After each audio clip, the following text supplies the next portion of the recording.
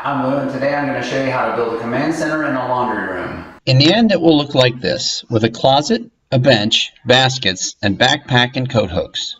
The major parts we'll need are 3/4 inch plywood, a door, a doorknob, some 1x3s, some 1x2s, and some casement and base trim, an oscillating saw, a nail gun, a circular saw, and a chop saw.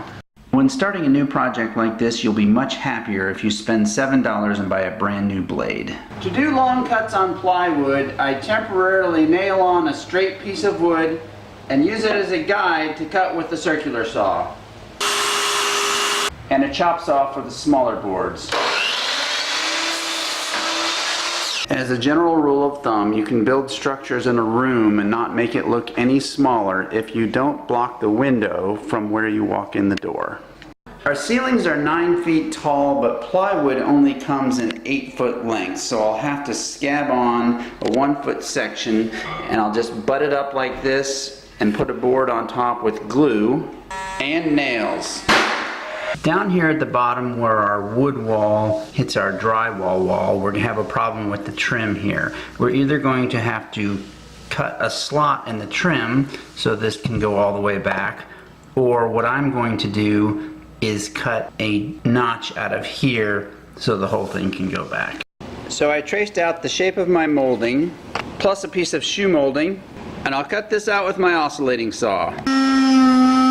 And there's our closet wall.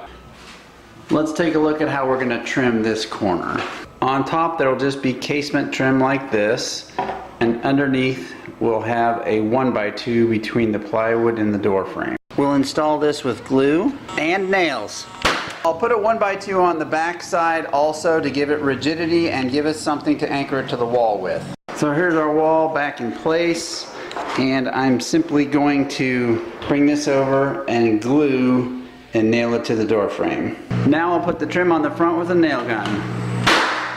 Doors easily get out of whack during installation. To prevent this, make sure you keep this plastic piece in here and put in folded pieces of cardboard at the middle, top, and bottom to maintain that gap. It's also a good idea to square your door to your new wall and put in a temporary brace as we're installing it. Now let's take a look at the other side. We'll have trim in front, and then inside we're going to have a 1x2 against this and another 1x2 mounted to the wall. We're going to leave a little gap in here between these two because it may be bigger at the top or bigger at the bottom because the wall is not perfectly straight up and down.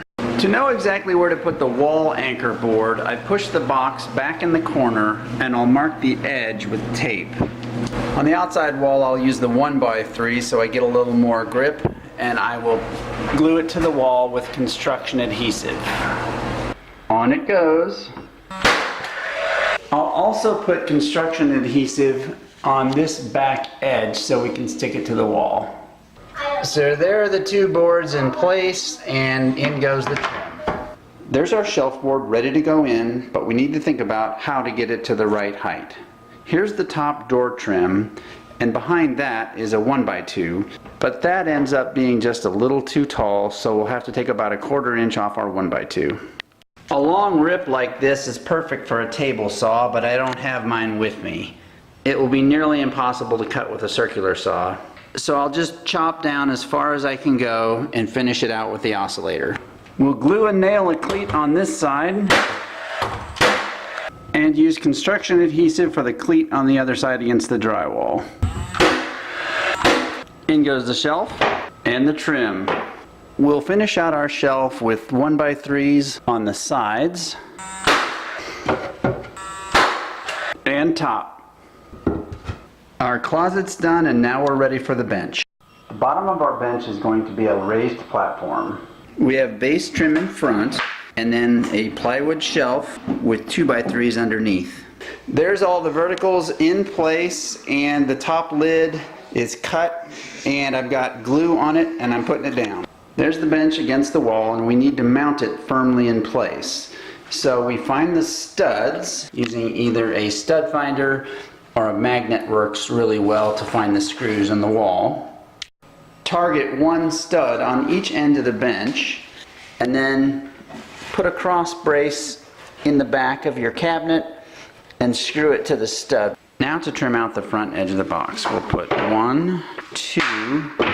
1x2s on the bottom, a piece of base trim in front of that. Then we'll go up in front of all these with 1x2s, and then finally a 1x2 across the top. All these vertical 1x2s are centered on this webbing, but in this end piece on the corner, we're going to put it right on the edge so that we have room to put a piece on top. So at the end we have this top piece, a piece here against the wall to cover that gap, and then here's the trim molding, which I'd had to shape to this trim molding, and then 2 1x2s. I covered the backs along the side and back wall with this 1/4 round trim. We're all done with the construction, and now we just need to caulk the cracks. Next we'll take down that old shelf, paint everything, and then mount this board on the wall with 5 hooks.